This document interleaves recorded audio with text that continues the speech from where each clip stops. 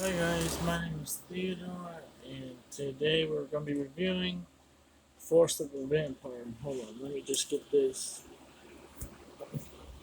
There. So yeah, Force of the Vampire, and this I might say is an okay movie. It was really not that bad, but could have been really good if there was you know more actors to the movie. Like I know that some Force movie, like if it has to be dealing with Force, I know that there can't be that many, but I wish that there was actually more to the film. But it's okay.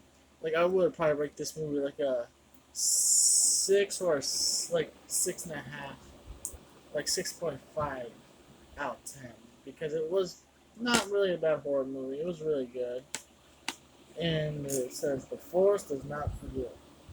Four friends on a road trip to take a detour and hike into a remote forest.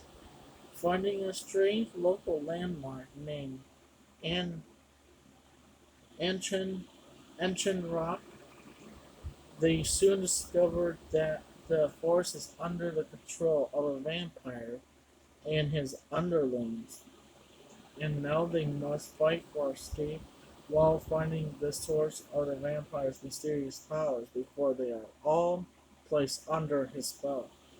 Classic aerial style horror meets the survivalist terror of the Texas Chainsaw Massacre. The bonus features was the director's commentary, making of the movie, outtakes and deleted scenes, and trailers, which are a good thing. And yeah, there wasn't that many actors in here, but I can tell you all.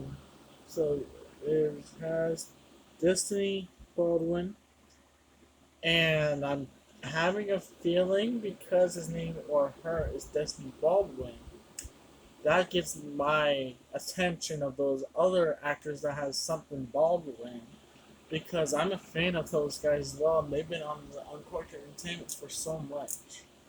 This is one of them on Wild by now.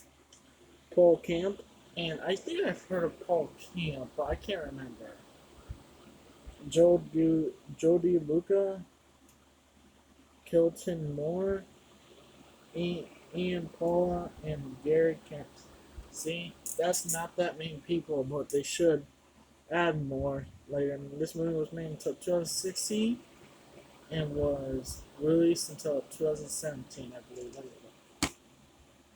Yeah, made until 2000, like it was made until 2016, and it was released from 2017. From what I is unrated. It's not rated this time. It's unrated. 87 minutes, and of course it's coming from the USA. And whenever I see movies that are about vampires, I'm a huge like fan of vampire movies, because the most favorite vampire I love the most is just Dracula. I'm a huge fan of Dracula, and there's nothing that I can think about other vampire movies except for the ones that are about Dracula, from West Cavern and Lost Boys. But whenever I see a Dracula involved into like vampire movies, I'm down. I am so down with vampire movies. So here's the front of the artwork. The side, if you want to look at it, I'm like giving Force the Vampire. And here's the disc. The disc is kind of creepy, to be honest.